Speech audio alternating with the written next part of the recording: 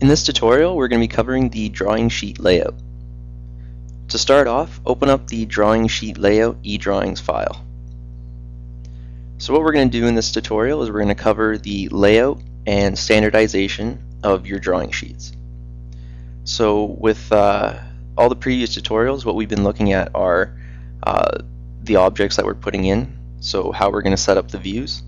And in this tutorial, what we're going to do is we're going to look at standardizing your drawing sheet and looking at the layouts. So with every company that you go and work with, or for whoever you're doing work for, they're always going to have a standardized sheet. Now there's no right and wrong way to standardize your drawing sheets, but to be consistent with each sheet is the priority. So what we're showing you in this one, I'm using SolidWorks for all the drawing sheets, and SolidWorks has a standardized sheet form, so that's the one that we've been using. So I'm just going to go over a few key areas that they've included to standardize, and if you're making it on your own, you can use these areas, change these areas how you see fit. So the main area, you'll always have a block, so it'll have your revisions section, the date, and your title block. Where this is placed, it's up to you. It can be the bottom right, top right, whichever way you want to set up your sheet. So we'll just zoom in and we'll look at some of these. Now, with SolidWorks, it's kind of it's already kind of redundant, the naming and everything of it. It's showing you what every section is used for, but I'm just going to go over it again. So one of the sections, the revision section and date, is located right here. Now, what the revision section and date does is it allows you to see who's drawn the sketch, who's looked at it, who's approved it, when it was done, and as you go and change, it's always going to show who revised it and who else looked at it.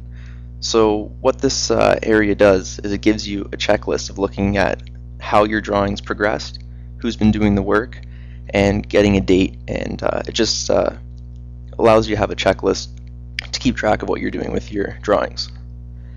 Now the other important section is the title block. So the title block, as you can see, it has a title, has your drawing number. Usually with the drawing numbers, you'll have like a pattern to go by. So if you're working on a project, say project 123, so it'll be 123 dash whatever your drawing number is, so that you can associate your drawings to a project. The titles, usually they'll have a standardized form that you follow.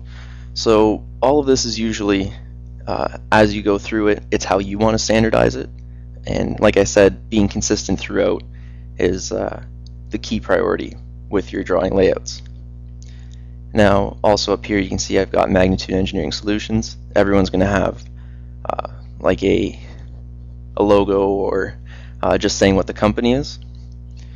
And through the SolidWorks one, there's also some more information in here, so you can put the material, the weight, what the scale is, what type of finish. So these are all things that you can add onto your drawing sheet layout, and like I said, just make sure it's standardized with all your drawings. Now in the bottom left area here, you can put down notes. Now notes are something that are not normally going to be on your drawing block. So we said finish and material. One of the notes might be during the manufacturing process, something has to be sanded down for whatever purpose. Just some extra notes that you couldn't put into your revision section. Now the last thing about the drawing layout is the grid that you have. So as you can see, there's numbers across the top and letters going down the side. So in these cases, the drawings are pretty small that you know what you're looking at, or if you tell someone to look at a certain spec.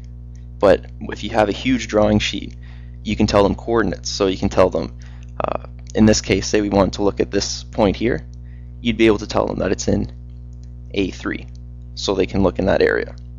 So this is just another way of conveying information a little bit easier. And when you make drawings through any CAD program, they're always going to have that grid system there for you. So this is the tutorial on the drawing sheet layout, and like I said, they can be however you want to make them. Each CAD program is going to give you a basic template, and the one key thing is to make sure that they're always standardized with all your drawings. So if you're going from one drawing to